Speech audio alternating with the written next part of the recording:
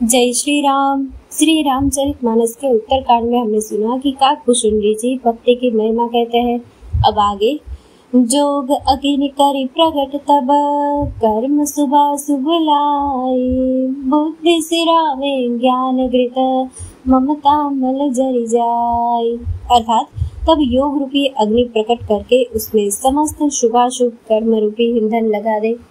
जब वैराग्य रूपी मक्खन का ममता रूपी मल जल जाए, तब बचे हुए ज्ञान रूपी घी को बुद्धि से ठंडा करे।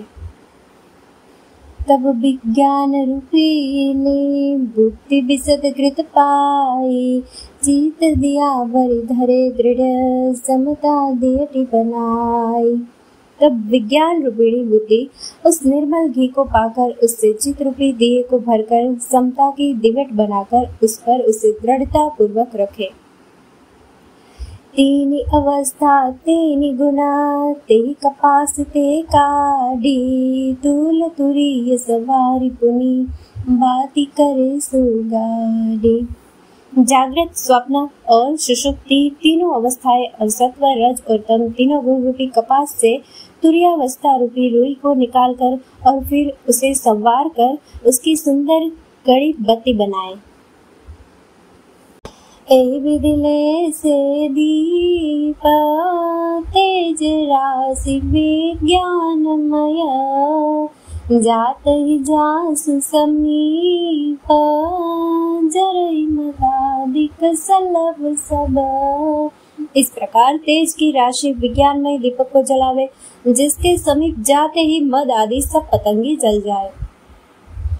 सोहमस्मि वृत्ति अखंडा, दीप शिखा सोई परम प्रचंडा, आत्मानुभव सुख सुप्रकाशा, तब भव मूल भेद ब्रह्मनाशा। वह ब्रह्म में हूँ, यह जो अखंड वृत्ति है वही परम प्रचंड दीप शिखा है। इस प्रकार जब आत्मानुभव के सुख का सुंदर प्रकाश फैलता है, तब संसार के मूल भेद रूपी ब्रह्म का नाश हो जाता है। प्रबल अविद्या कर परिवारा, मोह आदि तब मिटे पारा, तब सोई बुद्धि पाई उजियारा, और गृह बैठी ग्रंथि निरुआरा। और महान बलवती अविद्या के परिवार मोह आदि का अपार अंधकार मिट जाता है। तब वही बुद्धि प्रकाश को पाकर हृदय रूपी घर में बैठकर उस जड़ चेतन की गांठ को खोलती है। छोरन ग्रंथि पाव जो सोई, तब यह जीव कृतार्थ होई, छोरत ग्रंथ जानि खगराया, विघ्न लेख करई तब माया। यदि वह उस गांठ को खोलने पावे, तब यह जीव कृतार्थ हो। परंतु हे पक्षीराज गरुड़ जी, गांठ खोलते हुए जानकर माया फिर अनेकों विघ्न करती है। रिद्धि सिद्धि प्रेरई बहुभाई, बुद्धि लोभ दिखावहि आई, कलबल छल करे जाहि समीपा, अंचल बात बुझावहि दीपा। हे भाई, वह बहुत सी रिद्धि सिद्धियों को भेजती है, जो आकर बुद्धि को लोभ दिखाती है, और वह रिद्धि सिद्धियां कलबल और छल करके समीप जाती और आंचल की वायु से उस ज्ञान रूपी दीपक को बुझा देती है। होई बुद्धि जो परम सयानी, तिन तन चितवन अनहित जानी, जो देह विघ्न बुद्धि नहीं बांधी, तो बहोरी सुर करहि उपाधि।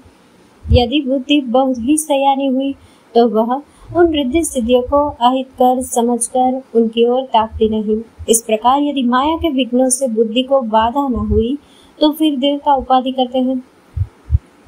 इंद्रि द्वार जरोखा नाना, तह तह सूर बैठ करि थाना, आवत देखै विषय बयारी, ते हठ देहि कपाट उघारी। इंद्रियों के द्वार हृदय रूपी घर के अनेकों झरोखे हैं, वहाँ देवता थाना किए बैठे हैं। जो ही वे विषय रूपी हवा को आते देखते हैं, त्यों ही हठ पूर्वक किवाड़ खोल देते हैं। जब सुप्रभंजन उर्गृह जाय, तब ही दीप विज्ञान बुझाय, ग्रंथि न छूटे मिटा सुप्रकाशा, बुद्धि विकल वै विषय बतासा। सज्जो ही वह तेज हवा हृदय रूपी घर में जाती है, त्यों ही वह विज्ञान रूपी दीपक बुझ जाता है। गांठ भी नहीं छूटी और वह प्रकाश भी मिट गया। विषय रूपी हवा से बुद्धि व्याकुल हो गई। इंद्रिन सुरन ज्ञान सुहाई, विषय भोग पर प्रीति सदाई, विषय समीर बुद्धि कत घोरी, तेहि विधि दीपक बार बहोरी। इंद्रियों और उनके देवताओं को ज्ञान नहीं सुहाता, क्योंकि उनकी विषय भोगों में सदा ही प्रीति रहती है, और बुद्धि को भी विषय रूपी हवा ने बावली बना दिया। तब फिर दोबारा उस ज्ञान दीप को उसी प्रकार से कौन जला ले? तब फिर जीव विविध विधि पावै संस्कृति क्लेश, हरि माया अति दुस्तर तरि न जाय विहदेश। इस प्रकार ज्ञान दीपक के बुझ जाने पर तब फिर जीव अनेकों प्रकार से संस्कृति के क्लेश पाता है, यानी कि जन्म मरण आदि के क्लेश पाता है। हे पक्षीराज, हरि की माया अत्यंत दुस्तर है, वह सहज ही में तरी नहीं जा सकती। कहत कठिन समुझत कठिन, साधत कठिन विवेक, होई दुनाचर न्याय जो पुनि प्रत्युह अनेक।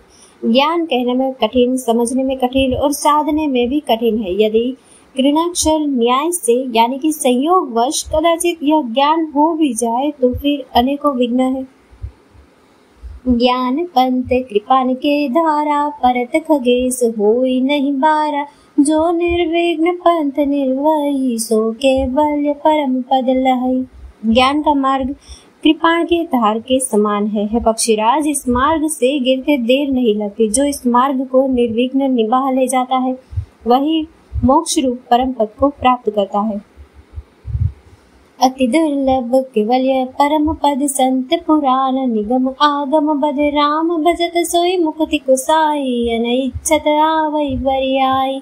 संत पुराण वेद और शास्त्र सब यह कहते हैं कि केवल यह रूप परम पद अत्यंत दुर्लभ है, किंतु है गोसाई वही अत्यंत दुर्लभ मुक्ति श्री राम जी को भजने से बिना इच्छा किए भी जबरदस्ती आ जाती है। जिमिथल बिनु जल रही न सकाई, कोटि भांति को करे उपाई, तथा मोक्ष सुख सुन भगराई, रही न सकई हरि भगति बिहाई।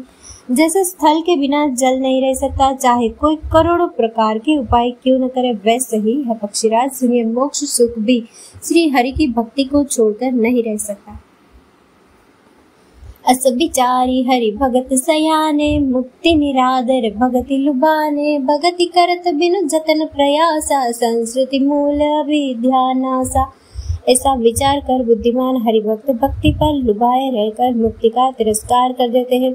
भक्ति करने से जन्म मृत्यु रूप संसार की जड़ अविद्या बिना ही यंत्र और परिश्रम के अपने आप वैसे ही नष्ट हो जाती है।